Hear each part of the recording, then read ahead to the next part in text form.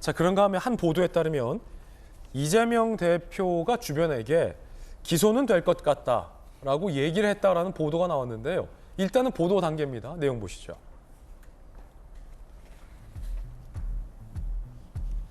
성남FC 관련 검찰 소환 통보 몇 주 전에 가까운 의원들에게 조선일보 보도에 따르면 이재명 대표가 결국 기소는 될 것 같다.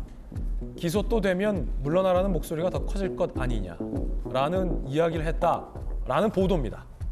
이 대표와 가까운 민주당 의원들, 이재명의 고민은 사법적인 고민이 아니다. 라고 얘기를 했다고 해요. A 민주당 의원, 대장동 건에서는 자신 있어 하는데 직접 돈 받은 것 없고 정진상 등이 인멸 가능성도 없다고 보는 것 같다. 오랜 꿈 가지고 올라온 중앙 정치 무대에서 사라져야 할 수도 있다는 두려움이 더 커 보인다. B 민주당 의원은 이렇게 해석했습니다. 보도에 따른 내용이고 이 대표가 진짜 이런 말을 했는지 여부는 뭐 확실치 않습니다. 그런데 김수현 교수님, 기소는 될 것 같다. 그런데 수사를 여러 개 받고 있잖아요. 다른 건으로 또 기소되면 나보러 내려오라고 하지 않겠냐. 그러자 다른 민주당, B 민주당 의원은 중앙 정치에서 사라질 것에 대한 두려움이다. 사법적인 두려움보다 이런 뭐 해석을 또 하기도 했다라는 게 보도 내용인데 어떻습니까? 어떻게 보셨습니까? 그러니까 이재명 대표가 이 말을 했다면, 만약에 내가 기소는 될 것 같다라는 말을 했다면 아마 기소가 불가피하다는 건 본인도 알고 있을 것 같아요. 지금 걸려있는 사안이 한두 개가 아니기 때문에 그 모든 것에 대해서 무혐의 불기소가 되기는 어려울 것이고, 어쨌든 기소가 되기는 할 텐데, 지금까지 사실 이전에도 여러 가지 사법적인 문제가 있었지만 정말 기세회생으로 어떻게 헤쳐나왔잖아요. 예. 지금 보면은 대장동 건 같은 경우는 정진상이 입을 열지만 않는다면 나는 이 사법적 리스크에서 벗어날 수 있다라고 계산하고 있을 것 같고요. 또 성남FC 같은 경우에도 내가 이제 한 푼도 안 받았다, 이제 이걸로 이 리스크를 모면하려고 할 것 같아요. 그래서 제 생각에는 본인이 변호사고 이렇기 때문에 사법 리스크는 내가 어떻게 대충 빠져나갈 수 있을 것인가에 대한 전략이 머릿속에 있을 것 같아요. 그런데 이 사법적 책임과 정치적 책임은 또 다른 문제잖아요.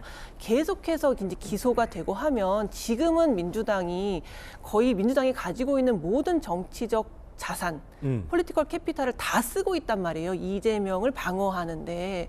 그런데 그런 걸 폴리티컬 캐피탈이라고 합니까? 그렇죠. 지금까지 쌓아온 정치적 자산이 있죠. 민주당에 대한 정치적 신뢰, 자산? 뭐 앞서서 우리가 뭐 김대중 대통령, 노무현 대통령 쭉 거치면서 쌓아온 그 자산을 지금 거의 다 쓰고 있어요. 그런데 건건이 기소가 되고 지리한 법적 공방이 이어지고 그 과정에서 어떤 비리가 있었다 없었다 혐의가 계속 나오면 제 생각에는 민주당에서 이 탈 이재명 러시가 계속될 거란 말이죠. 처음에는 이재명을 방어하는데 총동원됐지만 이 뭔가 판세를 보아하니 이재명 쪽에 줄을 섰다가는 나까지 정치적 무대에서 사라지게 생겼네. 탈 이재명 러시가 벌어질 거라고요. 그렇다 보면 결국 이재명 대표가 사법적 책임까지는 어떻게 내가 뭐 좀 피해 보겠는데, 이 중앙 정치 무대에 어떻게 내가 이렇게 올라왔는데 여기에서 영원히 사라지는 거에 대한 두려움을 갖고 있겠죠. 아마 그러한 생각에서 내가 기소는 될 것 같다.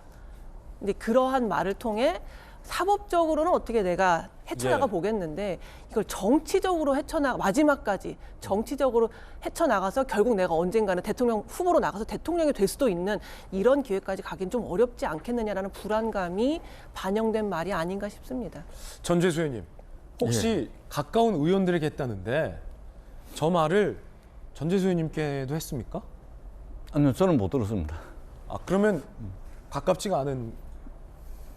글쎄요.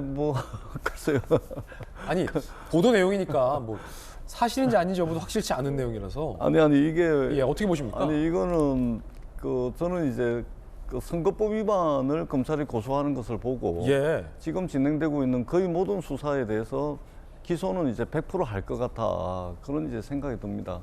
왜냐하면은 저희들이 이제 선거를 여러 차례 치러보기 때문에 사실은 이제 선거법에 관해서는 저희들도 이제 뭐 다른 건 몰라도 선거법에 관한 하는 저희들도 이제 법률가 수준이라고 생각을 하는데, 선거법은 사실은 이제 기억의 영역, 기억을 하고 못하고의 영역은 어떤 허위 사실 유포하고는 상당히 거리가 있거든요. 그래서 기억의 영역은 선거법상 기소를 안 하는 것이, 잘 안 하는 것이, 그리고 못 하는 것이 이제 거의 대부분의 이제 선거법 관련 이제 기소의 역사라고 할 수가 있는데 그걸 기소하는 걸 보고서 저는 이게 성남 FC가 됐건 또는 대장동이 됐건 거의 모든 사건 수사를 기소를 하지 않겠냐 검찰이 이렇게 이제 봤거든요. 그런 다 기소할 차원에서 것이다 검찰이. 저는 이제 그렇게 봅니다. 왜냐하면 선거법 그조차도 이제 기소를 하는 것을 보고 이제 그렇게 예측을 할 수 있다라는 생각이 들고 그런 측면에서 이재명 대표에 대한 어떤 소환 여부, 소환에 응하느냐 응하지 않느냐 이것은 별반 중요하지 않다. 쟁점이 될 가능성이 별로 없다. 왜 그러냐면 소환에 응하든 응하지 않든 검찰은 결국은 이제 기소를 할 것이기 때문에 결국 이 유무죄의 판단은 법정에서 증거의 유무를 가지고 다툴 수밖에 없는 그런 영역으로 들어가지 않을까 이렇게 예측을 합니다. 그래서 거의 대부분 사람들이 검찰이 기소할 것 같다 이런 이제 생각들을 하고 있지 않겠습니까? 검찰이 하는 거 보면 뭐 그런 측면에서 이해를 하면 될 것 같습니다. 그래서 이 보도가 만약에 사실이라면 일반적인 어떤 그런 예상, 결국 기소는 될 것 같다. 그리고 그 다음에 내가 기소됐을 때의 어떤 당 대표로서의 어떤 존재감, 뭐 이런 거에 대한 고민일 것이다. 자, 함께 보내드리고 있습니다.